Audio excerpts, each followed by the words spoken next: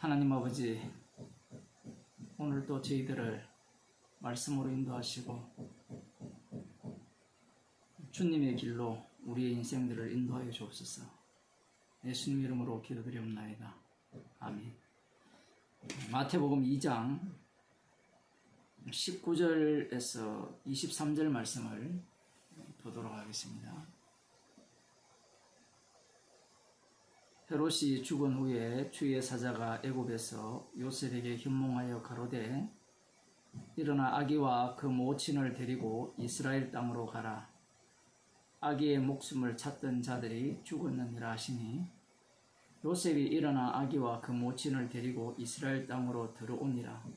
그러나 아켈레오가 그 부친 헤롯을 이어 유대의 임금됨을 듣고 거기로 가기를 무서워하더니 꿈에 지시하심을 받아 갈릴리 지방으로 떠나가 나사렛이란 동네에 와서 사니 이는 선지자로 하신 말씀에 나사렛 사람이라 칭하리라 하심을 이루려 함이라. 아멘. 주의 사자가 현몽하여서 요셉을 이렇게 움직이게 하죠. 움직이게 한다면 주의 사자가 그 앞날에 될 일들을 다 알고 계실 터인데, 오늘 본문을 읽어보면 요셉이 아켈레오가 그 부친을 이어서 이제 이 유다 땅에 왕이 되었다는 소식을 듣고 이스라엘 땅으로 들어왔지만 베들레헴으로 유다 땅으로 가서 사는 것을 무서워했다, 이렇게 말하고 있습니다. 그러니까 이제 다시 주의 사자가 꿈에 지시하여서 갈릴리 지방으로 떠나가서 나사렛 동네에 가게 하신 거예요. 성경에 보게 되면 그 꿈에 지시하심을 받아 갈릴리 지방으로 떠나가 나사렛이라는 동네에 와서 사니라. 처음부터 애굽에서 나사렛이란 동네로 인도하시면 되는데 이 절차가 좀 이렇게 꺾이죠. 변곡점들이 있습니다. 하나님의 아들을 이렇게 지금 데리고 움직이는 그 과정 속에 우리들이 기대하는 바는, 우리들이 기대하는 바는 주의 지시하심이 그 앞길에 대해서 평탄하게 중간중간에 이 땅에서 그 일어나는 사건으로 인하여서 굴곡짐이 없기를 우리들은 바라는 겁니다. 그러나 주님께서 오셨을 때는 참으로 희한한 게, 구약도 마찬가지지만 인간들이 발생시키는 그 죄죠, 죄. 그러한 어떤 요소들이 나오는 가운데 주님의 일은 새로운 면모를 이렇게 보여준다라고 볼 수 있습니다. 아켈레오가 아들 그 왕으로, 유대의 왕으로 자리로 올라간다, 후계자가 되었다 라고 할 때 글을 세우지 말고 이 요셉이 보기에 만만한 후계자를 아들을 후계자로 세웠으면 유대 땅 베들레헴 그곳에 가서 살면서 일단 객관적으로 누가 봐도 오실그 다윗의 자손, 그분이 그곳에서 나신다는 그 말씀이 있기 때문에 거기에 맞추어서 그분이 자라게 되어서 1차적으로는 기본적으로 요건을 갖춰놓고 그 다음 이제 하시는 일을 바탕으로 하여서 예수님 자신이 바로 오실 그 다윗의 자손이다 라고 이렇게 말씀을 하시면 당시 유대인들에게 설득하기가 훨씬 쉽잖아요. 마치 이런 겁니다. 출생 신학교도 안 나왔어요. 예를 들면 신학교도 안 나왔는데 복음을 전하는 겁니다. 그러면 사람들이 갖고 있는 생각은 당신 어느 신학교에 나왔느냐 이래 물으면 뭐 한국에서 큰 정통신학교를 나왔다 이러면 일단 기본은 갖추었잖아요. 갖추었으니까 그 다음 설교를 한번 들어보겠다 이렇게 나오는데, 그 예수님 같은 경우에는 다윗의 자손으로 오시는데 태어난 것이야 뭐 우리들이 성경을 통해서 보게 되지만, 다른 사람들은 예수님의 고향이 어딘지는 잘 몰라요. 다 나사렛으로 인식하고 있거든요. 그렇게 인식하게 하셔서 자신을 그 오실 다윗의 자손이다, 그 미가야에서 예언된 그 이스라엘의 목자로서 왔다라고 하게 되면 일단 기본 조건이 안 갖춰졌으니까 거부감을 갖죠. 실제로 요한복음에 보면 그 빌립이 자기 동네에 사는, 봅시다. 요한복음 1장 끝부분에 보면 나다나엘을 이렇게 예수님께 소개를 하는데, 나다나엘을 찾아가 이르되 모세가 율법에서 기록하였고 여러 선지자가 기록한 그 일을 우리가 만났다. 모세가 오시리라고 한 그 선지자, 미가야에서 예언된 이스라엘의 목자를, 메시아를, 기름 부은 자를, 그리스도를 만났다라고 소개할 때 나다나엘이 나사렛에서 무슨 선한 것이 날 수 있느냐 이렇게 어떻게 보면 신사적으로 답변한 거예요. 성경적으로. 왜냐하면 인자 같은 경우에는 다니엘서에서 하늘에서 구름을 타고 오시고요, 구름을 타고 오시기 때문에 그 요한복음에 보면, 요한복음 7장이니까 거기 보면 인자가 어디에서 오는지를 알지 못한다라는 사상이 그 당시에 있었습니다. 그런데 이스라엘의 목자는 어디에서 태어나는가?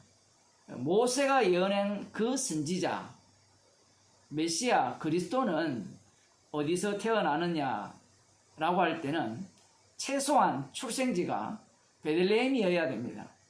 다윗의 성이죠. 다윗의 고향. 그 베들레헴 그곳에서 태어나야만 최소한 모세가 예언한 그 선지자의 요건을 갖추었다라는 거예요.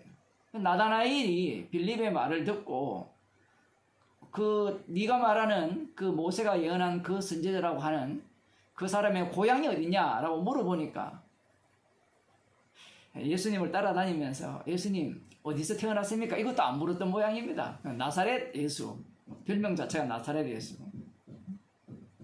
뭐 흔히 그 당시에도 뭐 메시아가 많았다고 하니까 어느 동네 출신 메시아냐 뭐 이것도 궁금했던 모양입니다. 어쨌든 뭐 그러한 어떤 의미로서 이 나사렛 예수라고 이렇게 대답을 하니까 나다나엘이 나사렛에서 무슨 선한 것이 날 수 있느냐 이렇게 아주 신사적으로 성경적으로 답변을 한 겁니다. 나다나엘의 말이 틀린 게 아니에요. 나다나엘의 말이 잘못된 것이 아니라 성경적이죠. 그러면 나다나엘 같은 이런 사람들이 그 모세가 예언한 그 선지자가 오는 것을 기다리고 있잖아요. 예수님께서 그를 칭찬했잖아요. 그 속에 간사한 것이 없다라고. 그러한 사람 정도는 알아먹을 수 있도록 예수님께서 이 나사렛 사람이라 칭하지 말고 이 베들레헴 사람으로 칭해야 되지 않느냐라는 거예요. 예수님께서 이 땅에 오셨다라는 것은 이 세상을 심판하러 오셨어요. 이것은 그냥 단순히 나사렛 사람으로 칭함을 얻게 하기 위해서 이렇게 이 돌아오는 그 과정 속에서 요셉이 두려움을 느끼고 이 갈릴리 나사렛 동네에 가서 정착하는 그러한 일이 발생한 게 아니에요. 이 과정 자체가 밀렸잖아요. 이 세상에서 밀어내는 겁니다. 밀어내니까 그 밀려서 간 곳이 나사렛이라는 곳이에요. 자, 그런데 다시 마태복음 2장에 보면 이는 선지자로 하신 말씀에 나사렛 사람이라 칭하리라 하심을 이루려 함이니라 이렇게 되어 있거든요. 이 선지자가 예언을 했다는 겁니다. 어떤 예언을 했는가 하면 나사렛 사람이라 칭하리라 하셨다라는 거예요. 그 예언을 이루게 하기 위해서 지금 헤로드 왕이 이 예수님을 죽이려고 했고, 이 주께서 지시하여서 애굽으로 도망치게 했고, 헤로드 왕이 죽자마자 이제 다시 이스라엘 땅으로 돌아오게 했고, 아켈레오를 후계자로 세웠고, 그 아켈레오가 두려우니까 이 갈릴리 지역으로 가서 이 나사렛 동네에 가서 살게 하셨다라는 겁니다. 무슨 이런 논리가 다 있느냐라고 하면 여기에 있는데, 문제가 무엇인가 하면 이 예언이 구약 성경에 있느냐라는 거예요. 아무리 찾아도 없어요. 선지자들이 예언을 했다는 겁니다. 어떤 예언을? 나사렛 사람이라 칭하리라. 누가? 이스라엘의 목자가 태어나는데 그 선지자가 오시는데, 그 선지자는 나사렛 사람이라 칭하리라. 그렇게 예언을 했다는 거예요. 그래서 사람들이 이것을 갖고 구약을 열심히 연구를 합니다. 아무리 연구해도 답이 안 나와요. 아마 여러분들도 성경에 관심이 있었으면 뭐 찾아보려고 조금은 애를 썼을 거예요. 그런데 제 성경이 이 관주 성경인데, 옛날 성경이 아닌 다 관주 성경이니까 대부분이, 이게 뭐 1900 몇 년도입니까 도대체? 1956년도에 나온 뭐 초판을 찍은 책인데, 여기에 보면 아무것도 없어요. 그래서 사람들이 이 나사렛이라는 것이 도대체 어떤 의미냐 그러면서 이 히브리어 단어를 갖고 연구를 내 나가면서 정확하게 일치되는 단어가 없기 때문에 대충 맞는 단어를 갖고 갖다 붙입니다. 그 중에 하나가 이제 이 나사렛이라는 말을 나시린, 구별되다라는 그 의미로서의 성취다. 민수기 6장에 나오거든요. 그 의미로서의 그 나시린에 대한 나시린 사람이라, 나시린이라 칭하리라 하심을 이루라 하심이라, 이렇게 이제 해석하는 경우가 있습니다. 그 중에 대표적인 사람이 여러분도 잘 아시는 사람이에요. 칼빈이라고 들어보셨죠? 네. 뭐 그렇게 봐도 돼요. 나시린이라고 봐도 되고요. 근데 나시린의 그 의미가 달라요. 이 부분을 조금 이따 좀 다룰 건데, 나시린으로 보든 뭘로 보든요, 나사렛 사람이라 칭하리라는 이 말씀에 부합해요. 그래서 어떤 사람들은 이 나사렛이라는 이 히브리어 단어 중에 나자라는 의미가 있는데 이삭이라는 의미가 있어요. 삭이 났어 라는 구약의 예언이 있죠. 그죠? 그래서 삭과 관련되어 있지 않느냐, 그렇게 또 이야기를 합니다. 이 두 개 자체가 혹시 여러분 더 아는 게 있나요? 제가 알기로는 이것밖에 모릅니다.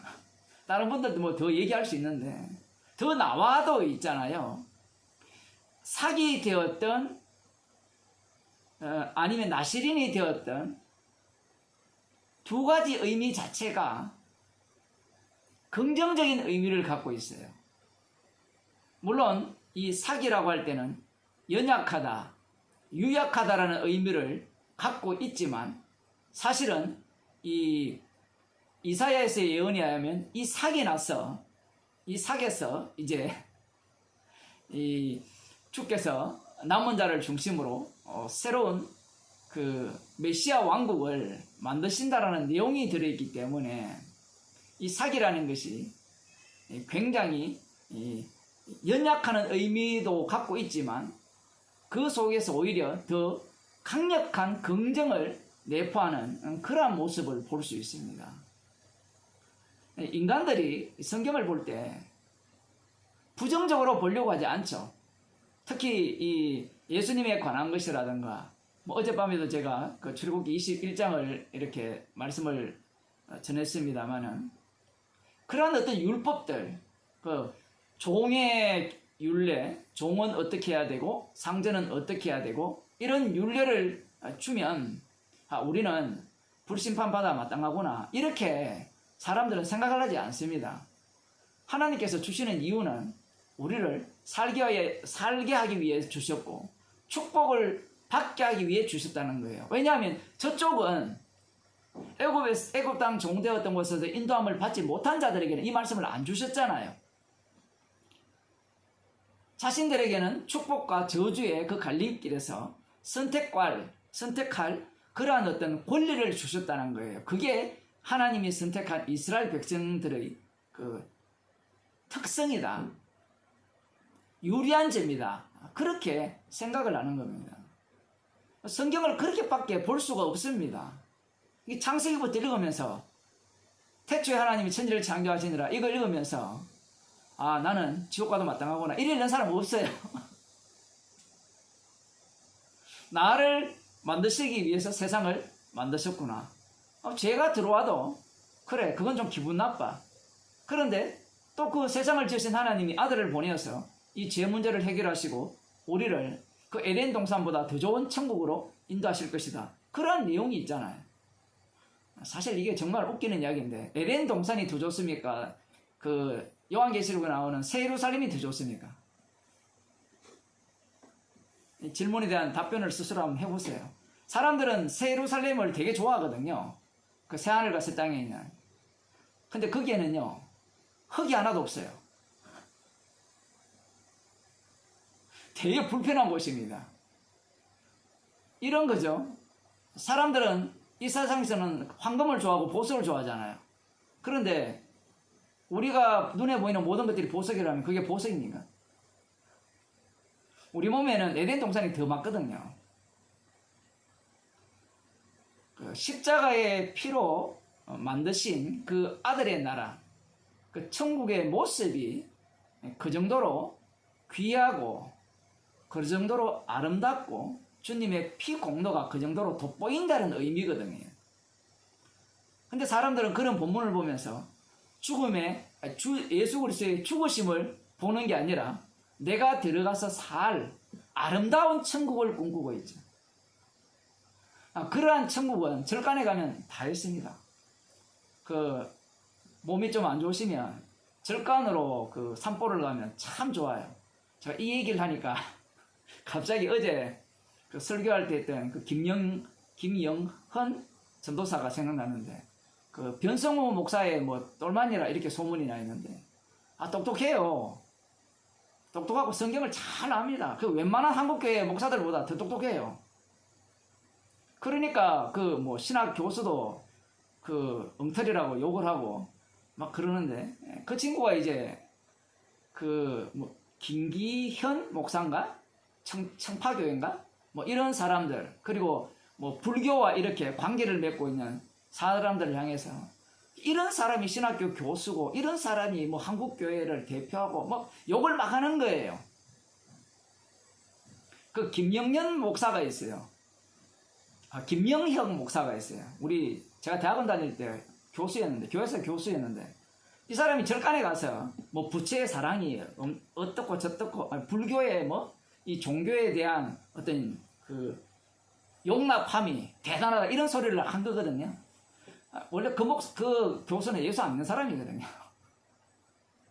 근데 그걸 갖고 이제 공격을 하는 겁니다. 어떻게 목사가 절간에 가서 그런 소리를 하고 뭐 부처를 어떤 신학교 교수는 부처가 내 스승이고 그 자기는 예수님과 자기와 부처가 세 사람이 산다 이렇게 막 얘기를 한대요. 뭐 그런 것을 욕을 하는 겁니다. 비난을 하죠. 그건 복음이 아니라고요. 이제 비난을 하는데 그 얘기를 비난 듣는 그 사람들이 들으면요 가소롭게 얘기입니다. 왜냐하면 좀 공부한 사람들은 그 김영현 그 전도사가 하는 얘기가 불교라는 걸 알아요. 여러분이 들어가서 한번 들어보세요. 잘합니다. 뭐 깜짝 놀랍니다. 3시간 이상을 설교를 하거든요. 젊은 사람이 정말 놀랐습니다. 거기에 또 젊은 청년들이 꽤 많고요. 구독자가 10만이 넘어요. 다 맞는 말을 하거든요. 성경을 어떻게 푸느냐 하면 맞게 풀어버려. 맞게 푸는데 성경을 아주 희망적으로 풀죠. 그 이사야를 풀면서 마지막에 그 뿌리가 남았는데 그 나머지 그 남은 자가 누구냐라는 거예요. 남은 자.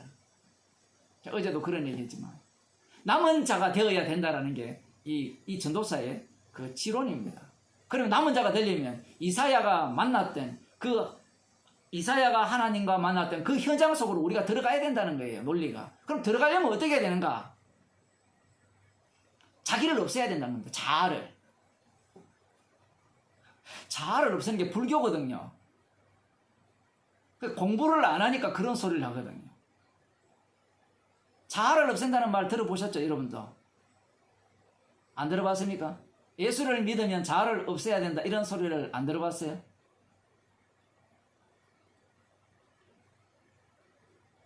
자아가 없어지면 지가 신이 됩니다. 어제도 설교할 때 그런 얘기했지만 예수님께서는 자아를 없애라고 하신 적이 없어요. 예수님은 우리를 구원하실 때 육을 없앤 적이 없어요. 그 전도사는 육을 없애야 된다는 거예요. 이렇게 얘기하면 누구랑 닮았죠? 5.1 년이 닮았죠? 육의 사람, 영의 사람 다 맥을 같이 하고 있습니다. 자아를 없애라는 겁니다. 자아를 없애려면 우리가 전심으로 하나님께 나아가야 된다는 거예요. 그럼 전심으로 어떻게 나아갑니까? 예수 믿고 마음을 낮추고 그렇게 나가자는 거예요. 그러면 이사야 선지자가 그 성전에서 보았던 그러한 어떤 하나님을 만날 수 있다는 겁니다. 그 사람 얘기 들으면 그게 최고의 경지예요. 그 경지가 열반의 경지 아닙니까? 마리아 화로가 망하게 되었다라는 말을 똑같이 하지만 이사야가 하는 말과 그 전도사가 하는 말이 달라요. 이사야는 그럴 마음이 전혀 없었거든요. 주께서 일방적으로 선택해서 만나주신 거예요. 만나주신 것. 제가 그저께 설교에 출국기 할 때는 그 이스라엘 백성들에게 토단을 쌓는 문제를 말씀드렸잖아요. 그 출애굽기 20장에 보면 하나님께서 이런 말씀을 하십니다. 내가 너를 애굽 땅 좋은 데 곳에서 인도해 냈으니까 너를 위하여 어떤 형상을 만들지 말라, 이렇게 명을 내리신 이후에 곧장 뭐를 말씀하시는가 하면 단을 샀거든. 단을 사 번제와 화목제를 드리면 하나님께서 친히 강림하셔서 복을 주신다, 이렇게 말씀을 하셨거든요. 여기에서 핵심은 이겁니다. 네가 단을 쌓는 거예요, 구약에서는. 그래서 그 사무엘상에 보면 사무엘 선지자가 단을 쌓잖아요. 단을 쌓고 번제와 화목제를 드릴 때 하나님께서 응답을 하시죠. 아무 곳에서나 응답을 합니다. 그게 약속이 되어 있어요. 근데 신기한 것은 성막이 있는데 성막은 그러면 어떻게 된 거야? 성막 어떻게 됐어요? 개판됐죠. 엘리스 대제사장을 보면 성막 자체가 개판인데 뭐예요. 이게 지금 같이 가다가 나중에는 이제 예루살렘 성전으로 이렇게 하나로 귀속이 되는데, 그래도 북이스라엘 자체는 산당을 가득 만듭니다. 산당. 그 산당 만드는 그 바탕이 뭐냐 할 때는 하나님께서 말씀을 하셨어요. 출애굽기 20장에 단을 쌓아 번제 화목제를 드리면 내가 강림하여 복을 주겠다고 하셨어요. 이들은 뭘 모르느냐라고 할 때는, 구약 같은 경우에는 하나님께서 그들의 죄를 아시기 때문에 그 죄의 수준에 맞게, 그의 악함에 맞게 지금 이 말씀을 하셨는데, 이 구약은 예수님이 오시기 전까지는 찾아가는 신앙이에요. 예루살렘을 향하여 기도하는 신앙. 표현을 하면 예루살렘을 향하여 내가 죄를 지었으면 기도하는 겁니다. 근데 신약은 예수님이 오셨을 때는 예수님이 친히 찾아가시죠. 친히 찾으셔서 자신의 피로 예배 드리는 자로 만들어버리죠. 그게 요한복음 4장에 나오는 말씀입니다. 그 사마리아 여인이 어디서 예배 드려야 합니까? 자기의 죄를 지적했으니까 선지자가 어디에 가서 희생제물을 드려야 됩니까? 라고 할 때 예수님께서 이 산에서도 말고 저 산에서도 말고 예배할 때가 온다라는 겁니다. 지금 이때라는 거예요. 근데 그게 어디입니까? 어디긴 어디예요. 지금 그 자리죠. 주님이 함께하는 자리. 찾아오신 자리예요. 내가 찾아가는 경우는 없습니다. 그 전도사가 이러한 복음을 전혀 몰라요. 그 이사야를 잘 설명해요. 아하스왕 이야기부터 시작해서 처녀가 잉태하여 아들 낳는 이 얘기는 또 싹 빼먹고 이사야 선지자가 눈을 감기게 하고 귀를 다치게 한다. 마음을 어둡게 한다. 그걸 위해서 갔다라는 이 이야기가 나오면 십자가가 나와야 되거든요. 그 십자가가 안 나와요. 결국은 뭘 이야기하는가 하면 지금이 천년 전이냐 천년 후냐 지금 환란 때인가 이제 여기까지 다 끌고 들어와요. 제가 보기에는 돈벌이 하는 겁니다. 세상은 두 개밖에 없어요. 복음을 전하든지 돈벌이 하든지 이것밖에 없어요. 그 중립지대가 없어요. 주님을 위한 복음이든지 사람을 위한 복음 이 두 가지밖에 없어요. 사람들은 오해를 합니다. 세상에서 주님을 위한 복음이 있고 사람을 위한 복음이 있고 중립이 있다고 생각하죠. 중립이 어디 있어요? 마귀의 종이 아니면 주님의 종인데 결국은 이 젊은 사람들을 자극을 하는 거예요. 그래서 하는 내용들을 보면 틀린 말을 안 해요. 다 맞아요. 제가 그걸 들으면서 바리새인이 새롭게 한 사람이 등장했구나. 바리새인이 하는 말이 틀린 게 하나도 없거든요. 다 맞는 말 하거든요. 자기가 해석하는 그 해석법이 예수님 당시에 메시아를 기다리던 유대인들의 해석법임을 생각도 못해요.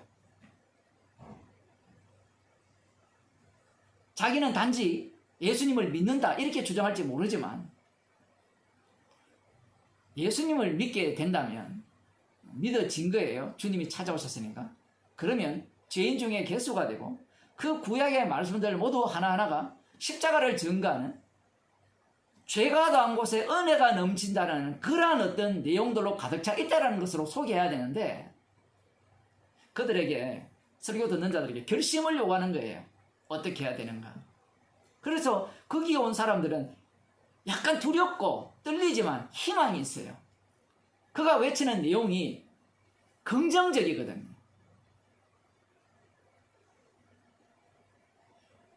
율법을 보는 태도도 마찬가지죠. 율법을 대할 때 사람들은 나는 지옥 가도 마땅합니다. 십자가와 만나는 그러한 현장을 되기를 원하는 게 아니라 나도 쓸모가 있죠. 나도 가능성이 있지요. 주님 보시기에 괜찮은 사람이지요. 이러한 것들을 이렇게 끄집어내고 싶은 거예요. 그걸 끄집어내라고 율법을 주셨고요. 육에 속한 자들은 그걸 끄집어내고 그리고 육에 속한 목사이기 때문에 그걸 끄집어내어서 그 사람을 그 전도사 말대로 할게요. 이 자아를 없애고 신이 되라는 거예요. 부처가 되라 이야기입니다. 지 얘기가 불교 이야기인 걸 알아야 되는데 그 기존 교회 목사들 설교를 좀 듣고 들어보니까 수준이 너무 낮거든요.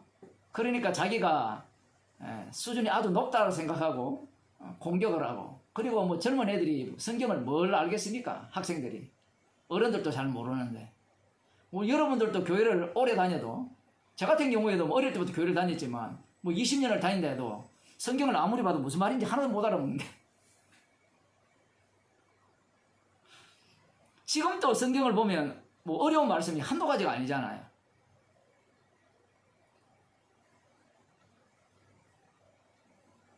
나사렛 이야기를 하면서 제가 이 말씀을 드리는 이유는 예수님이라는 분은 하나님의 아들 되신 분은 이 땅에 어떤 모습으로 오셨나라고 할 때는 이 나사렛 사람이라 칭하는 모습으로 오셨어요. 그럼 지금 간단하죠. 밀려이잖아요. 밀려요. 헤롯 왕에게 죽임을 당할까 해서 밀리고 애굽으로 갔다가 다시 이제 자기를 죽이려는 자가 사라졌으니까 올라왔는데 올라와도 그 아버지의 그 아들이 그러니까 겁이 나잖아요. 겁이 나니까 다시 도망을 치는 겁니다. 피해서 간 곳이 저 강원도 산골 그런 쪽으로 내몰린 거예요. 촌놈으로 내몰린 거죠.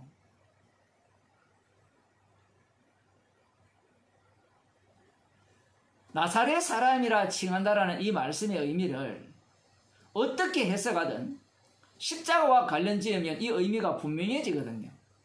칼빈처럼 나시린이라고 해석해도 돼요. 그러면 나시린으로 해석을 하게 되면 우리들은 나시린에 대한 인상이 어떻습니까? 괜찮습니까? 부정적입니까? 긍정적입니까? 벌써 긍정적이죠. 제가 문제 삼고 싶은 것은 그거라는 거예요. 나시린이라 했다 칩시다. 그러면 예수님이 나시린이니까 진짜 괜찮은 분이다. 이런 논리가 적용될 가능성이 상당히 높습니다.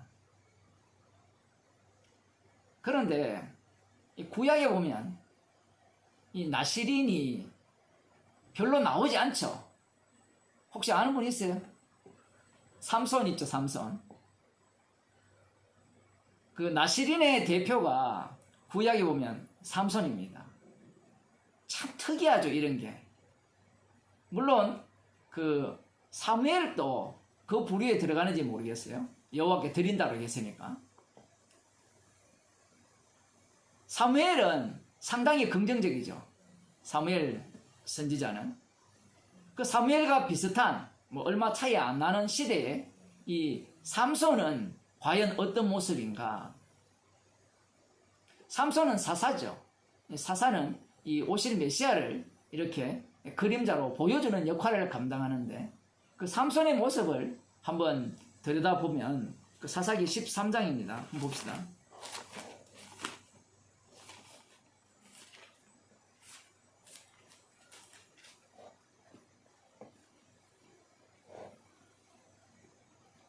(1절에) 보면 이스라엘 자손이 다시 여호와의 목전에 악을 행하였으므로 여호와께서 그들을 40년 동안 블레셋 사람의 손에 붙이십니다. 이 말씀이 상당히 중요한 말씀입니다. 그 사사기 3장을 보겠습니다. 3장을 보면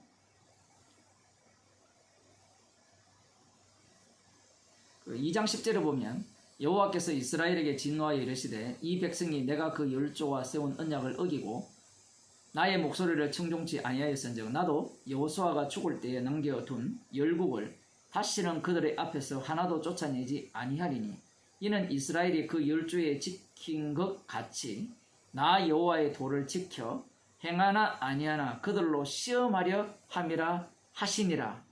그 열국을 머물러 두사 속히 쫓아내지 아니하시며 여호수아의 손에 붙이지 아니하셨으니 이를 인함이었더라.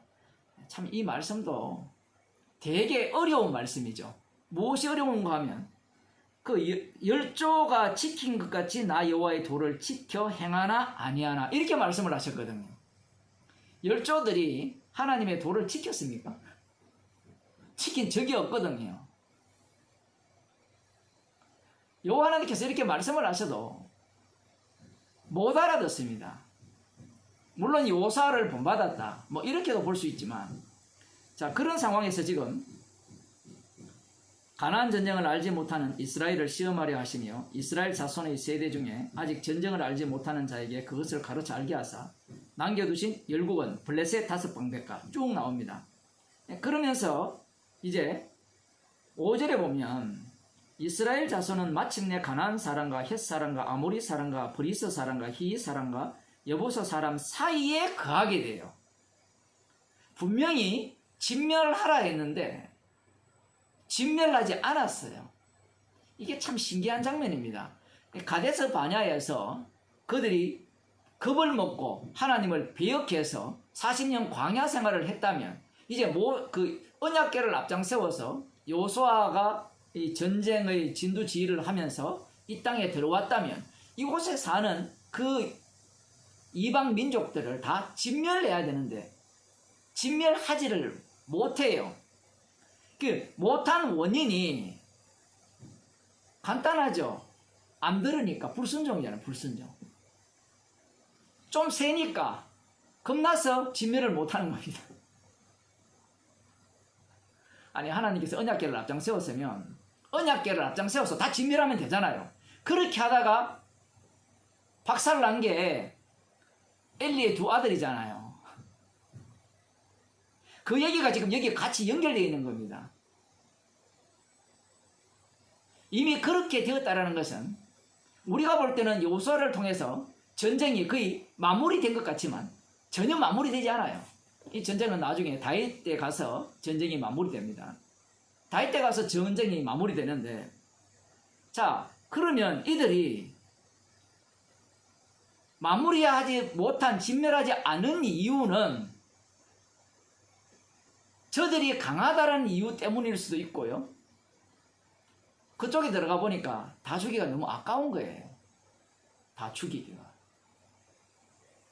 그게 어디에 나오잖아요. 사울왕이 아모리 족속을 진멸하라는 그 선지자 사무엘의 지시를 들었음에도 불구하고 전쟁을 해보니까 사사시대의 연장선이니까 사울왕이 사사의 마지막이라 이렇게 보셔도 되니까 거기에 보면 진멸 안 하죠. 아까우니까. 아가가 또 안 죽입니다. 그러한 모습들이 그 속에 그대로 담겨 있는 거예요. 여기에 보면 그들 사이에 거하면서 그들의 딸들을 취하여 아내를 삼으며 자기 딸들을 그들의 아들에게 주며 또 그들의 신들을 섬겼더라. 이 혼인 관계를 맺습니다. 그 이방 민족 함께 살면서 맺는 이유는, 혼인 관계를 맺는 이유는 간단하죠. 솔로몬 왕이 주변의 나라들과 그 혼인 정책을 펴잖아요. 그죠? 그 혼인을 맺는 이유는 정권의 안정, 세력 강화, 뭐 그런 것들 외에는 이유가 없죠. 물론 뭐 예뻐서 혼인을 했을 수도 있지만, 잘생겨서 혼인을 했을 수도 있지만, 그것도 마찬가지죠. 내 마음에 들기 때문에 혼인을 하는 겁니다. 그런데 신명기 출애굽기 23장을 먼저 봅시다.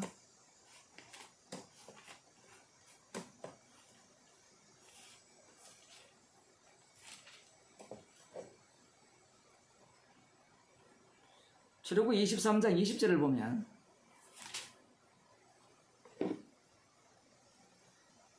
여호와 하나님께서 이제 하나님의 사자를 그 이스라엘 앞서서 보내셔서 약속의 땅을 이렇게 점령하게 하신다, 이런 내용입니다. 내가 사자를 네 앞에 보내어 길에서 너를 보호하여 너로 내가 예비한 곳에 이르게 하리니 너희는 상과 그 목소리를 청종하고 그를 노엽게 하지 말라. 그가 너희 허물을 사하지 아니할 것은 내 이름이 그에게 있음이니라. 여호와의 이름이 사자 가운데 있기 때문에 용서하지 않습니다. 그래서 언약궤가 앞장서 가는 겁니다. 그 목소리를 청정하고 나의 모든 말대로 행하면 내가 네 원수에게 원수가 되고, 이스라엘 백성들이 말씀대로 행해서 원수의 원수가 되는 게 아니에요. 언약궤로 인하여서 심판을 받았기 때문에, 용서받았기 때문에 그들의 원수가 여호와 하나님의 원수가 되는 겁니다.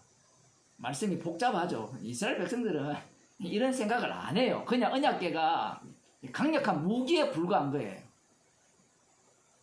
나의 사자가 네 앞서 가서 너를 아모리 사람과 헷 사람과 브리스 사람과 가나안 사람과 히 사람과 여부스 사람에게로 인도하고 나는 그들을 끊으리니 너는 그들의 신을 숭배하지 말며 섬기지 말며 그들의 소유를 본받지 말고 그것들을 다 회파하며 그 주상을 타파하고 너희 하나님 여호와를 섬기라. 그리하면 여호와가 너희의 양식과 물에 복을 내리고 너희 중에 병을 제하리라.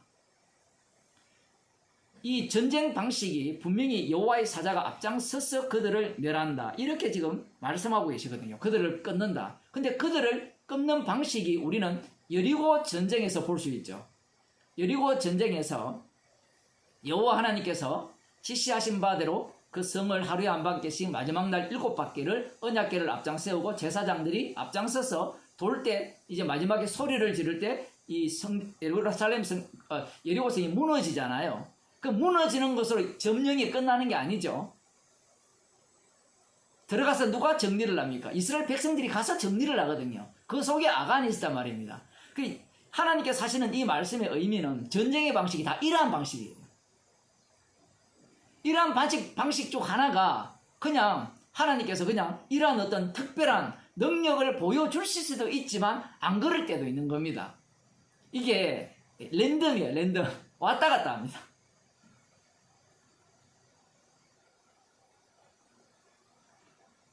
그러한 어떤 모습으로 하나님께서 지금 전쟁을 펼치시면서 결국은 이스라엘 백성들을 시험했다고 볼 수 있죠. 그들이 하나님 말씀에 순종하는지 안 하는지 아간을 시험했잖아요. 근데 그들이 하나님께서 끊으셨는데 그들은 하나님께서 끊으시기를 원하느냐라고 할 때는 그렇지 않다라는 겁니다. 하나님 다 끊지 마세요. 그러면 저 뭐 먹고 삽니까? 무슨 재미로 이 땅에서 삽니까? 지금 이 얘기거든요. 저들이 다 죽어버리면, 저 귀한 것들이 다 죽어버리면 다시 저 양을 키우려면 얼마나 힘듭니까? 저 소를 키우려면 얼마나 힘들어요. 저 사람들 노예로 부리면 얼마나 좋습니까?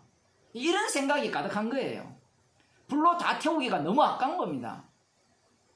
하나님께 금과 은은 불을 지나기 위해서 드리는 것은 그것은 하나님께 드리는 건데 하나님은 불에 태워서 제물을 삼아라 하거든요.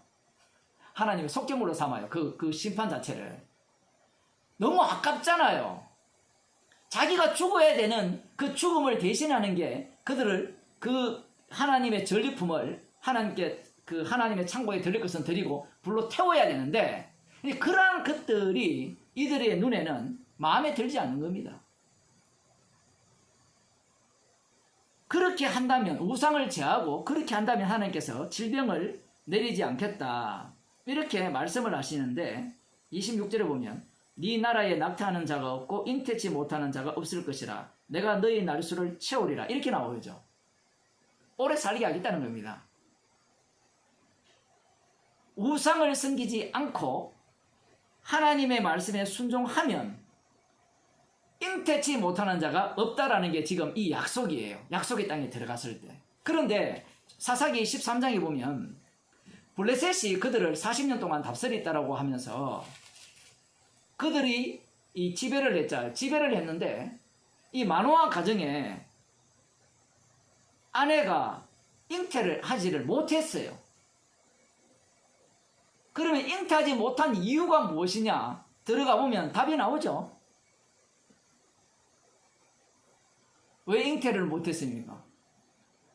상황 자체가 블레셋에게 사로잡혀 있죠. 그들이 관할 속에 있다는 것은 그들은 우상을 섬겼고 하나님의 말씀에 순종하지 않았고 그 다음 또 어떻게 했어요?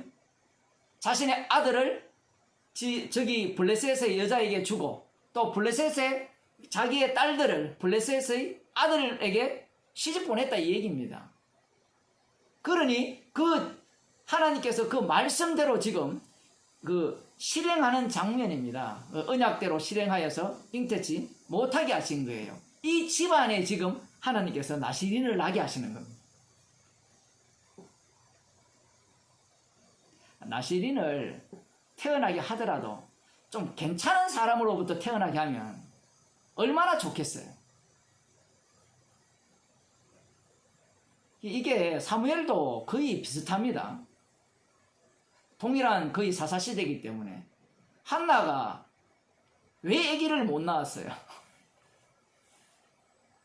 그 원천적 이유는 나중에 사무엘을 통해서 거꾸로 해석에 들어가면 하나님께서 사무엘을 태어나게 하시기 위해서 아기를 못 낳게 하셨다라고 해석에 들어가지만 그 당시의 모든 사람들은 어떻게 해석하겠습니까? 버닌나는 하나님으로부터 축복받은 사람이고 한나는 저주받은 사람이에요. 그러니까 버니나가 율법을 근거로 해서 한나를 이렇게 괴롭게 하는 거예요. 오히려 한나는 그 괴롭히는 율법을 바탕으로 해서 나 복받았다고 하는 그 자체를 뭘로 봅니까? 저주로 봐요. 이 안목 자체가 독특하죠. 말씀대로라면 버니나가 맞아야 되는데 그런데 말씀 아래는 또 뭐가 있어요? 과와 과부 개념이 그 속에 또 들어가 있어요. 율법 자체 속에는 이미 용서받은 은혜가 담겨 있거든요. 그 용서받은 은혜가 날아가니까 이 버니나가 한나를 볼 때는 초롱이의 대상밖에 안 되는 거예요. 애기 못 낳으니까 저주받았다라는 거죠. 지금도 그렇잖아요. 지금도 예수 믿더니만 망했다 이런 이야기를 많이 하잖아요. 그럼 예수 믿으니까 안 망하면 그 예수는 진짜 예수입니까? 우상이죠. 자, 그래서 지금 그 잉태치 못하였는데 여호와의 사자가 그 여인에게 나타나시고 이렇게 이제 그 나시린으로 아들을 낳을 것이다 이렇게 약속을 주시잖아요. 약속을 주시니까 뭐 진짜 누군지 확인을 계속합니다. 그러면서 마지막 이름을 묻는데 기묘라 이렇게 대답을 하죠. 기묘라고 대답을 하는 것은 나중에 이사야에 나오는 기묘라 모사라 그와 같은 의미죠. 인간이 포착할 수 없어요. 그래서 기묘라는 말씀이고 그 기묘라는 이름으로 주신 나시린의 그 모습, 그 삼손 나시린의 모습은 이 첫째 여호와의 사자가 나타나서 이 삼손을 갖게 하셔서 삼손을 낳은 이 부모조차도 하나님의 구원 방식을 이해 못하는 겁니다. 그게 기묘예요. 삼손처럼 일을 하게 해서 자기 백성을 구원할 줄은 아무도 누구도 생각을 못했어요. 그러면 이것은 예상했습니까? 지금 블레셋에 40년 동안 지금 관할에 잡혀있는 이 상황에서 하나님께서 여호와의 사자가 나타나서 나시린을 태어나게 하시는 이것은 예상한 거예요. 아니 그런 인간들 속에 잉태치 못한 그 여자에게 어떻게 나시린을 낳게 하느냐. 뭐 우리는 이렇게 상상할 수 있죠. 그 마노아 가정의 이 사람은 아주 경건하고 말씀대로 살았다 이 얘기를 하고 싶잖아요. 그래서 여호와의 사자가 나타나서 불쌍하게도 생산치 못했는데 아이를 갖게 해서 삼손을 낳게 하셨다 이렇게 보고 싶잖아요. 근데 그런 내용이 전혀 아닙니다. 지금 사사기 그 2장 그리고 앞서서 출애굽기 23장 이 내용들을 들여다보면 그런 내용이 전혀 아니에요. 완전히 하나님의 말씀을 듣지 않는 그 백성 속에 살고 있는 그 단지파인데 그 단지파 속에 살고 있는 이 마노아의 가정에 여호와의 사자가 나타나서 잉태치 못한 자, 잉태치 못했다라는 것은 저주받은 자죠. 말씀대로 살지 않는 그 여인 속에서 여인에게 잉태하게 하여서 나시린을 태어나게 하는 겁니다. 나시린을 태어나게 했는데 여기에 보면 나시린 규례를 그대로 말씀을 해요. 머리에 삭도를 대지 말고 아무튼 포도에서 나온 어떤 것도 먹으면 안 된다. 그 민수기 6장에 나오는 그 말씀대로 지시를 내립니다. 그러면 이들이 얼마나 이 말씀대로 살려고 애를 썼을까요? 애를 썼겠죠. 그러하다면 이 태어난 삼손이 나시린으로서 태어났기 때문에 나시린의 규례를 그대로 지켜서 살아왔다면 머리카락 안 잘랐잖아요. 계속 삭도를 대지 말라 했으니까 나시린의 규례를 지켜왔다면 다른 율법도 지켜야 되는 거 아니에요? 예를 들면 이 블레셋 여인과 결혼하려고 하죠. 그 14장에 보면 삼손이 딥나에 내려가서 거기서 블레셋 딸 한 여자를 보고 돌아올라와서 자기 부모에게 말하여 가로되 내가 딥나에서 블레셋 사람의 딸 중 한 여자를 보고 사오니 이제 그를 취하여 내 아내를 삼게 하소서. 이게 나시린이 할 일입니까?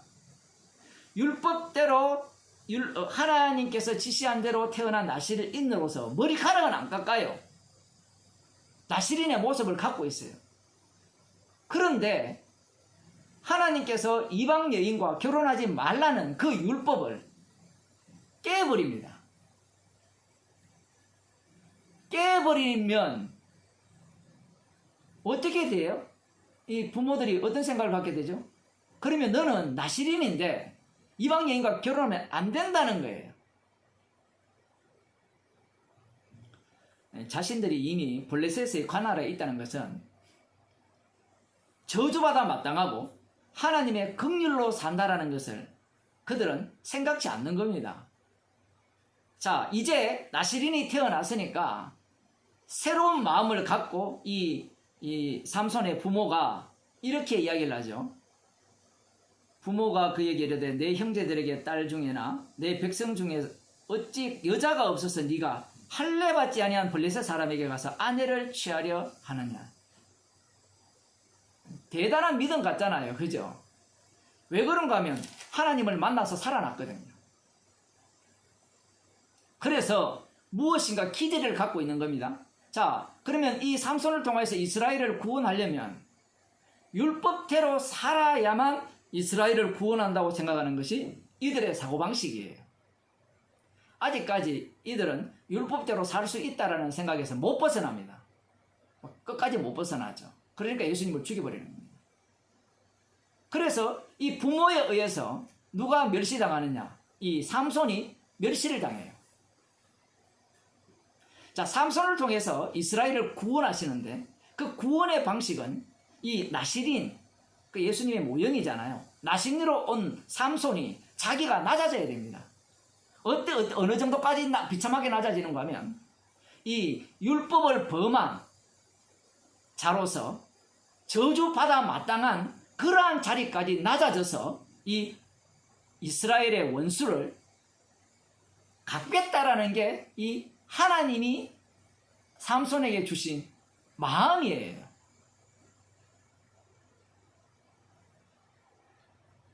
누가 그런 생각을 하겠어요? 아무도 생각을 못해요. 그래서 성경에서는 이때의 블레셋 사람이 이스라엘을 관할한 거로 삼손이 틈을 타서 블레셋 사람을 치려함이었으나 그 부모는 그 일이 여호와께로 나오는 것인 줄 알지 못하였다. 여호와께로 나왔다는 거예요.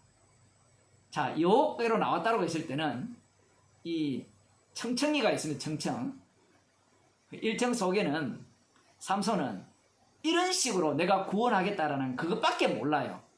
내가 저 여인과 결혼하여서 뭔가 트집을 잡아서 이 이스라엘을 블레셋 손에서 구원하겠다라는 마음인데 하나님께로 나오게 되어버리면 이 삼손을 죄인 속 깊숙이 그 이스라엘이 범죄한 그 죄 속으로 깊숙이 집어넣어서 희생물을 만들어서 구원하겠다는 게 하나님께서 삼손에게 주신 마음이에요. 삼손은 그걸 몰라요. 아는데 몰라요. 말씀에 지금 사용되는 인물일 뿐입니다. 지금 여기에서 나시린의 모습이 여실히 드러납니다. 어떤 모습입니까? 완전히 그 자기 부모 여호와의 사자를 만난 그 부모로부터도 멸시당하는 모습의 나시린이에요. 나중에 삼손이 이스라엘을 어떻게 구원합니까?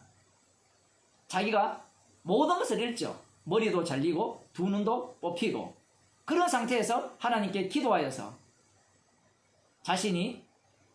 자기가 죽죠. 자기의 죽음으로 이스라엘을 블레셋 손에서 구원하는 그 모습을 보입니다. 그게 무슨 구원이냐? 우리를 구원하려면 너는 안 죽고 평소에 힘이 셌잖아요. 참 이런 것도 이해가 안 돼요. 힘 세면 그 여자하고 왜 결혼하려고 합니까? 블레셋 여자랑. 그냥 돌아다니면서 다 죽여버리면 되잖아요. 그게 우리의 생각 아닙니까? 원래 힘이 세잖아요. 사자도 손으로 찢어버리잖아요. 그러면 여자와 블레셋의 손에서 이 사람을 치려하는 것이 목적이었다면 그런 사건이 벌어지게 여우 새끼 한 500마리를 잡아가 꼬리에 불을 붙여서 그 블레셋을 쳐버리면 되잖아요. 다 태워버리면 되잖아요. 여러분 이런 상상 해보셨습니까? 성경 읽으면서? 하나님 너무 답답해요. 이 삼손이 너무 답답해. 지가 그 정도 힘 세면 필요 없어요. 드릴라 필요 없습니다. 그냥 가서 홀로 그들을 다 죽여버려도 돼요. 얼마든지 가능하거든요. 그게 우리들이 생각하는 바예요. 그런데 하나님께서는 그러한 힘을 주셨지만 환경을 이 삼손 옆에 만들어버리죠. 환경을. 이거 삼손은 지 맘대로 못합니다. 그 환경 속에 딱 집어넣으니까 삼손이 계획하는 바대로 움직여지지만 그 계획하는 바 자체가 하나님의 언약 원리에 그 합당하게 움직여지게 되는 거예요. 나시린이 구원하려면 깨끗하게 살아서 이방 여자와 결혼하지 않고 자기 민족과 결혼하여서 적을 이스라엘 여호와 하나님의 적이니까 원수니까 자기들의 원수잖아요. 그들의 원수를 물리쳐야 되는데 기어코 결혼하잖아요. 결혼했다가 열받아가 와버렸는데 나중에 뭐 지저분합니다. 그 자기 아내를 딴 사람한테 줘버리니까 그거 열받아가지고 다 죽여버려. 성질이 굉장히 더럽죠. 괴팍합니다. 이런 사람이 어떻게 구원자가 되느냐 이 얘기예요. 논리가 이해가 안 되고 납득이 안 되죠.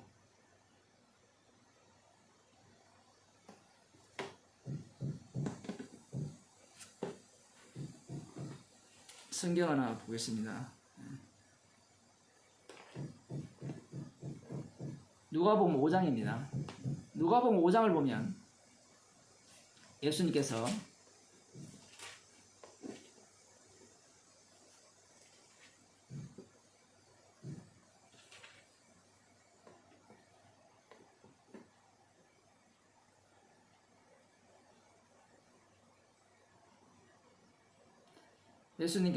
그 세리 마가를 부르죠.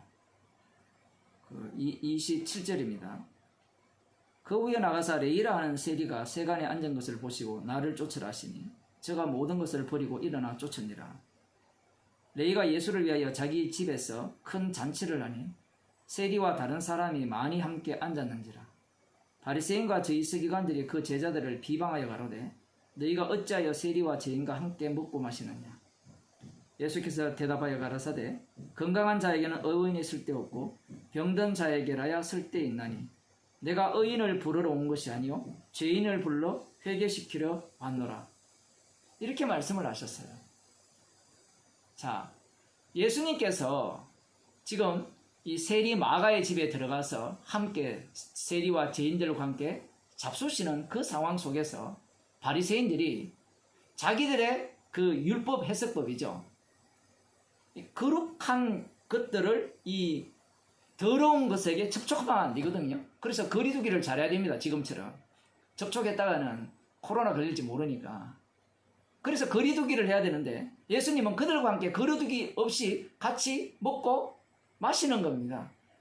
그럴 때 이들은 예수님이 메시아라면 그들과 놀면 안 된다는 거예요. 자기들의 모습을 가져야 된다는 겁니다. 앞서 그 나시린이 이스라엘을 구원하려면, 삼손이 이스라엘을 구원하려면 깨끗해야 된다는 거예요. 구원 자격 요건을 제대로 갖추어야 된다는 겁니다.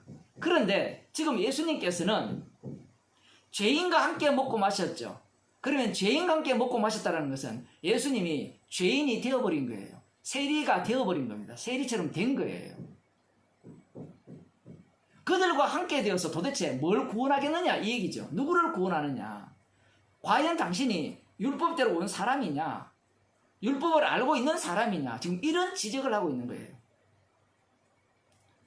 제자들을 향해서 비난한다는 것은 예수님을 향해서 비난한 거죠. 우리들이야 예수님께서 내가 죄인을, 건강한 자에게는 의인이 쓸데없고 병든 자에게 쓸데있나니 내가 의인을 부르러 온 것이 아니요 죄인을 불러 회개시키려 왔노라, 이렇게 말씀을 하시니까 예수님은 의인이고 의인이 죄인들과 함께 있는 이 셋들을 우리는 상상하고 있잖아요. 말은 맞아요. 그게 말은 맞는데 문제는 이 예수님께서 의원으로서 이 병자를 고치려면 이 의원이 병자가 되어야 돼요. 죄인이 되어야 돼요.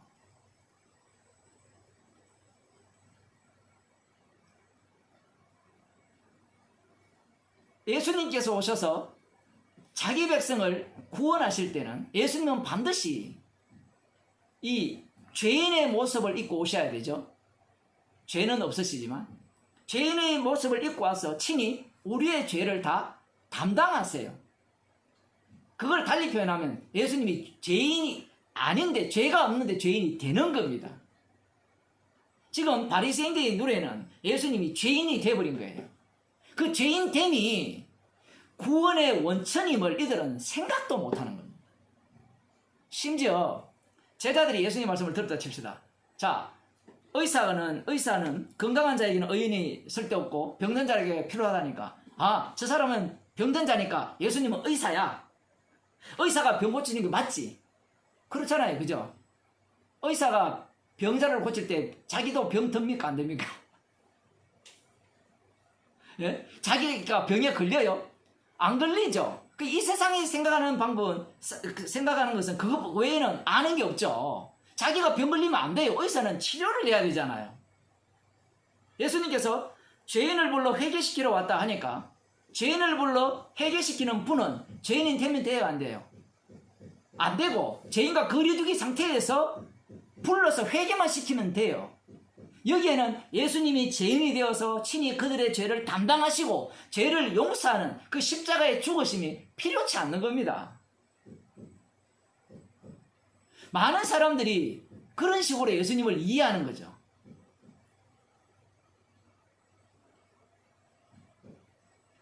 죄인을 불러 회개시키러 오셨기 때문에 예수님은 친히 죄인이 되어야 돼요.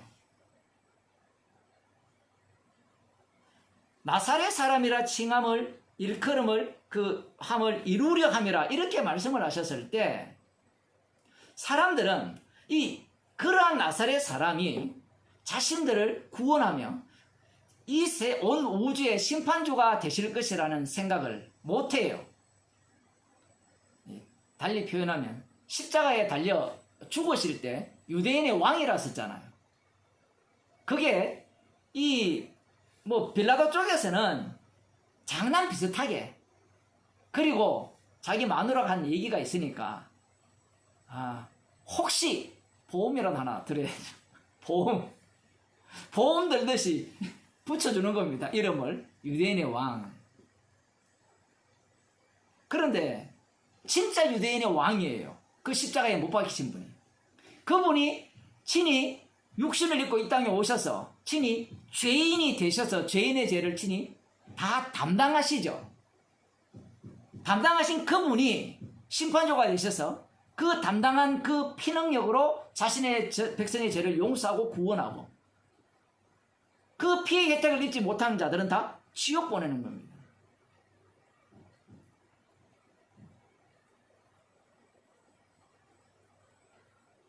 사람들은 예수님을 이해를 할 때 아니면 그 예수 믿는 자가 된다고 할 때 뭔가 이 희망에 가득 차 있죠.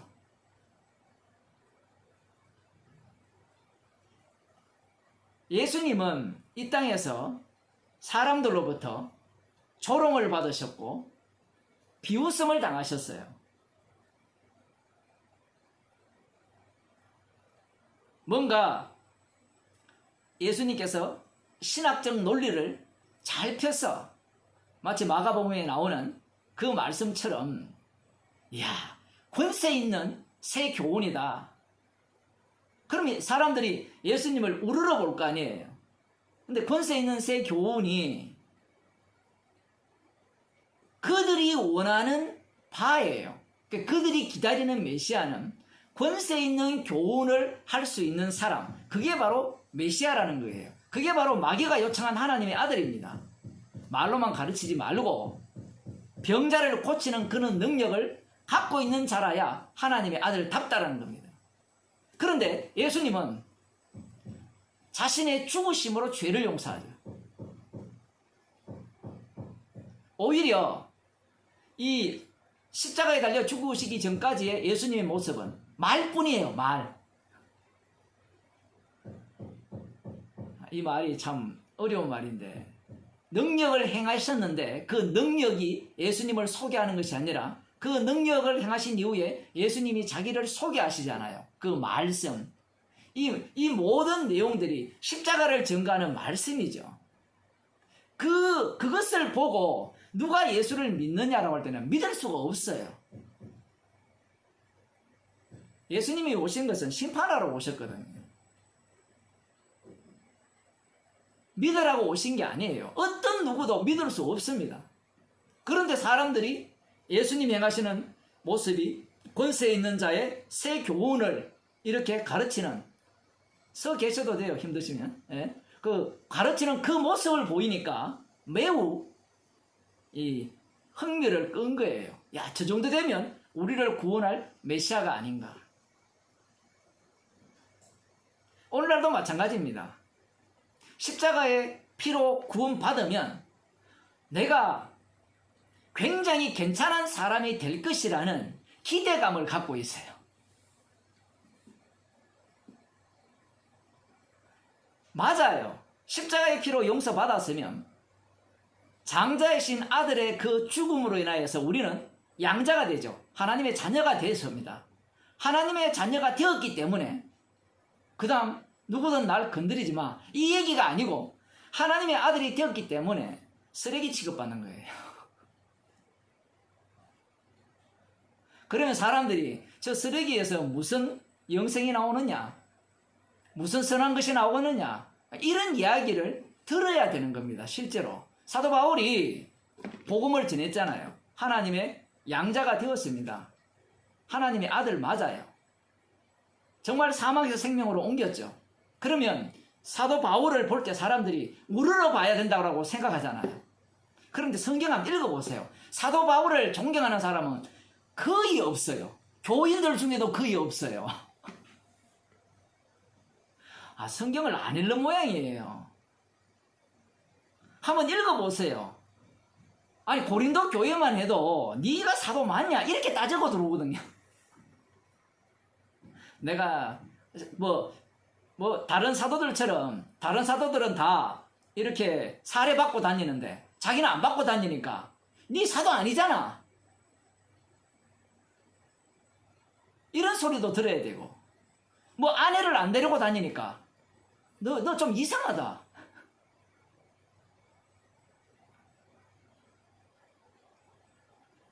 사도라면 사도의 권리를 행사해야 된다는 게 인간들이 갖고 있는 사고방식이에요. 그 당시도 똑같습니다.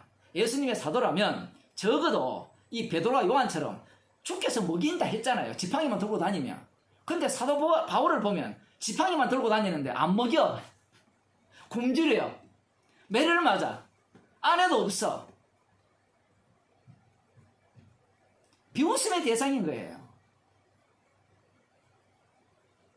그들은 복음을 어떻게 이해하느냐 할 때는, 복음을 제대로 전하는 사람이라면 말씀대로 그 밭을 가는 소가 이 소에게 망을 세우지 않는다 했으니까 절대로 하나님께서 그를 망을 세우지 않고 먹이실 거라 그렇게 생각을 하는 거예요. 논리가. 그 말씀을 거꾸로 해석해야 되죠.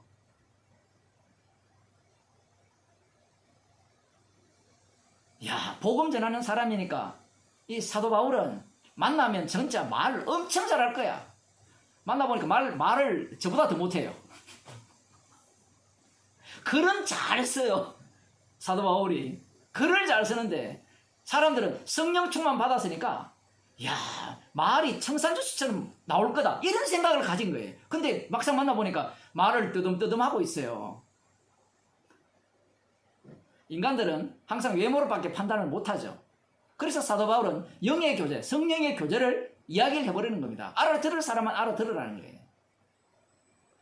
그런데 오늘날 교회가 이 복음을 전하든 다 똑같습니다. 이 예수님에 대한 이해가 어떤 식이냐 할 때는 복음을 제대로 알면, 예수를 제대로 믿으면 내가 괜찮은 사람이 된다라고 생각을 해요. 다른 사람이 내 말을 알아듣고 이 말이 먹힐 수 있을 것이라고 생각을 해요. 달리 말하면 주목을 받을 수 있을 것이라고 상상을 하는 겁니다. 주목을 받으려면 사람을 좋게 하는 다른 복음을 전해야 돼요. 다른 복음은 사람에게서 난 거잖아요. 사람을 좋게 하는 거잖아요. 그러면 진짜 복음은 십자가의 지혜뿐이죠. 십자가의 지혜가 참 복음이라면 십자가 앞에서는 모든 인간의 지혜를 어리석게 만들어버립니다.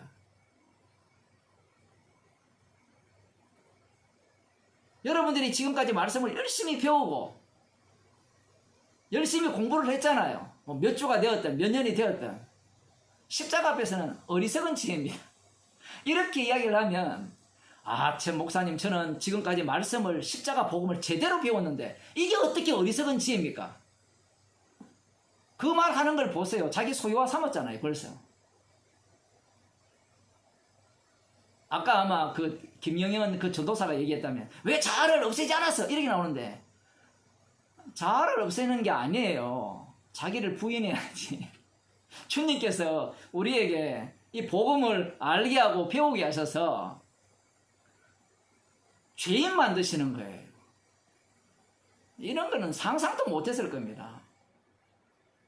주님께서, 성령께서 만드시는 새로운 죄는 인간들이 못 따라잡아요.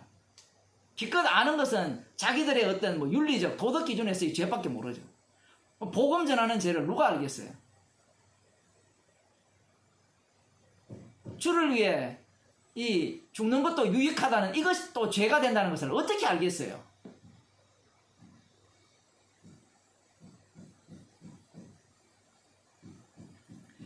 그게 죄가 안 된다라고 생각하기 때문에 계속해서 나는 복음을 아는 괜찮은 인간으로 쓰고 싶은 겁니다. 육으로 난 자의 특징이죠. 구약에 그러한 인물들이 많잖아요. 이 삼손도 마찬가지지만 입다도 마찬가지잖아요. 입다도 분명히 하나님께서 성하게 해준다고 했는데 개판입니다. 입다도 기생의 아들이기 때문에 원래 이스라엘 중에 기생이 있으면 안 돼요. 죽여라 했거든요. 이미 이 개판 속에서 불심판이 이미 불심판으로 끝나야 돼요. 이스라엘은 율법을 지키는 한 사람도 없기 때문에. 그러면 그들 속에 그들이 지금 계속해서 있다는 것은 하나님의 긍휼이 쏟아진다는 겁니다. 쏟아지기 때문에 그들이 지금 저주받고 있는 거예요. 이거 말이 되게 어려워요. 하나님의 은혜가 쏟아지기 때문에 지금 블레셋의 지배를 받고 있는 거예요. 저주받는 자체가 축복이에요.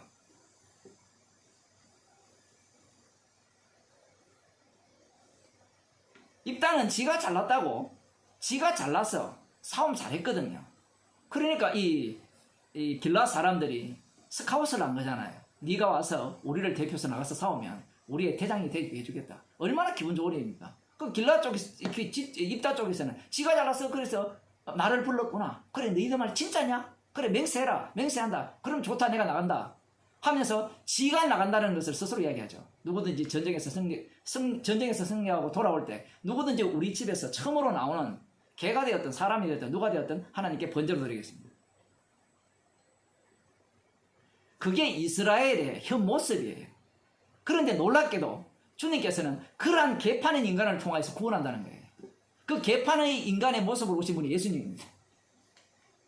제가 표현이 좀 가격하지만 사실 그렇잖아요. 지금 바리새인들이 예수님을 비웃잖아요. 죄인과 세리와 함께 먹고 마신다. 예수님의 말씀을 잘 이해를 해야 돼요.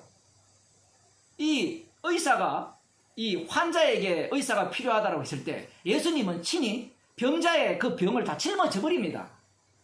죄인이 되시는 거예요.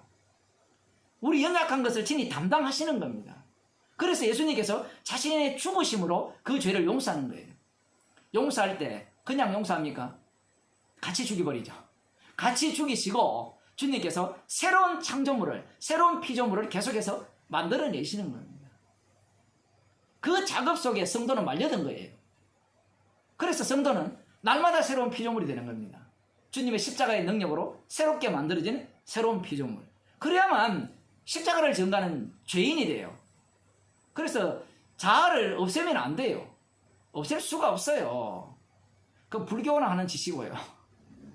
신이 되고 싶어서 미쳤잖아요. 그런데 주님은 우리를 불러서 이 주의 이름을 전가하는 정인으로 삼았기 때문에 우리는 날마다 자아가 살아나야 돼요.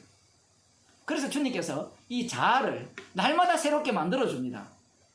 누구를 통해서? 눈에 보이는 것들을 통해서, 대상을 통해서. 새로운 주체가 계속 만들어지거든요. 자아가 변화무쌍하게 움직입니다. 주체가 하도 많으니까. 그러한 죄들이 쏟아져 나오는 거예요. 그 중에 하나가 성경이죠. 성경을 보게 되면 인간의 욕망이 작동을 합니다. 나도 이렇게 되고 싶다. 예수님에 대한 구원자의 기대감이 이미 우리 머릿속에 박혀 있어요. 선악과를 먹었기 때문에. 그러니 이 바리새인들이 십자가가 구원이라는 것을 알아먹을 수가 없어요. 그 십자가라는 자체가 유대인에게는 거리끼는 것이고 헬라인에게는 미련하다 했잖아요. 미련한 것이 우리를 사망에서 생명으로 옮긴다. 이건 불가능한 이야기예요. 설득과 납득이 안 되잖아요. 그래서 이 복음은 어떻게 전파됩니까? 전도에 미련한 것으로 구원하시기를 기뻐한다죠. 이 전도라는 그 단어는 캐리그마거든요. 선포예요, 선포. 선포라는 것은 설득이 아니에요. 세상의 지혜는 유대인들 같은 경우에는 기적을 원하잖아요. 그러면 기적 보여주니까 믿습니다. 그러면 구원이 돼요. 헬라인은 지혜니까 자, 잘 들어보세요. 제가 지금 너희들이 갖고 있는 이 철학이 얼마나 험한가를 제가 설명해 내겠습니다. 자, 이러이러하니까 당신의 철학들이 헛되죠. 그러니 예수 믿으세요. 그렇게 해서 전도합니까? 완전히 이 전하는 이 복음과 듣는 자와 이 큰 절벽이 있어서 영원히 건너오지 못하는 이 그 거리가 복음을 전하면 전할수록 더 생기는 겁니다. 도저히 못 넘어와요. 그 불가능성만 계속해서 이 복음을 전하는 그 속에 드러날 뿐입니다. 왜냐하면 저쪽에서는 이 복음 자체가 말도 안 되는 거기 때문에 그래요. 내가 믿어서 내가 참된 진리를 받아들여서 구원을 얻는다면 내가 믿을 만합니다 라고 생각할 수 있거든요. 그런데 복음은 내가 받아들여서 구원 얻는 게 없어요. 우리가 동의한다고 해서 구원이 안 돼요. 그러면 어떻게 됩니까? 이렇게 물으신다면 주님이 찾아오셔야죠. 성령이 오시게 되면 우리는 죄인이 됩니다. 그러면 말씀 앞에 우리는 죄인으로 드러나는 거죠. 드러나는 그 모습이 주님이 찾아왔다는 증거예요. 우리는 그러한 것들이 싫어요. 내 가치를 높이고 싶거든요. 그래서 이 성경 공부를 열심히 해서 말씀을 열심히 배워서 이 지식을 차곡차곡 쌓아서 이 말씀에 이 무장이 되어서 쿡 찔르면 복음만 나올 수 있도록 해야 된다. 뭐 들어보면 원래 틀린 말 안 하거든요. 마귀는 틀린 말 안 해요. 다 맞는 말을 해요. 제가 이런 말 자주 하지만 마귀는 맞는 말만 해요. 틀린 말을 안 해요. 옳은 말을 해요. 왜? 창세기 이거 3장에 보면 뱀이 그 여자를 꼬실 때 유혹을 할 때 맞는 말을 했잖아요. 옳은 말이었잖아요. 눈이 밝아져서 하나님같이 되었어요? 안 되었어요? 되었잖아요. 말씀대로 마귀는 말을 할 뿐이에요.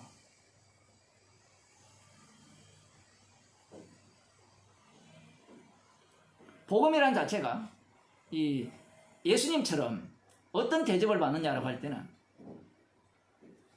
쪽팔리잖아요. 지금 이 세상 권세에 밀리고 있잖아요. 우리는 밀리면 그 친구가 그 전도사 얘기를 또 해야 되겠는데 완전히 정부와 전면전을 하는 겁니다. 이는 짐승 마귀 새끼 그러면서 네 문재인 네가 짐승 새끼 아니냐 그러면서 이제 제가 지금 과격하게 표현한 거예요. 그런 말을 안 하겠지만 그렇게 써놨어요. 짐승이니까 바빌론이니까 네가 감히 우리를 어떻게 명령을 내. 그래 우리는 너 말 안 듣겠어. 우리는 뭐 이겠어. 이렇게 나오는 거예요. 광화문에 나온 그 전모 목사 있잖아요. 똑같은 이야기입니다. 나오겠어. 짐승 말을 내가 왜 들어. 사람들이 들으면요 다 맞는 말이잖아요. 자 그러면 그 다음 물어봅시다. 그래서 짐승 말을 안 들었어요. 안 듣는 너는 죄인입니까 의인입니까 물어봅시다. 죄인입니까 의인입니까? 의인이죠. 그러니까 마귀 새끼인 거예요. 성경 말씀이 얼마나 이 인간의 그 악한 악마성을 제대로 끄집어내는지를 그들은 알지를 못해요. 말씀 자체가 다 뭐가 되는가 하면요 인간이 거기에 걸려 넘어지는 올무입니다. 자기들은 이 말씀을 지키면 이 말씀대로 순종하면 뭔가 하나님이 기뻐하실 것 같지만 그럴 수 없어요. 지킬수록 바리새인이 되고 지킬수록 예수님을 복음을 거부하게 돼 있어요. 그들에게 십자가 복음을 전하고 있어요. 그 희발이 없고 힘도 없고 밀리면 확 넘어지는 그러한 복음 나 안 믿어.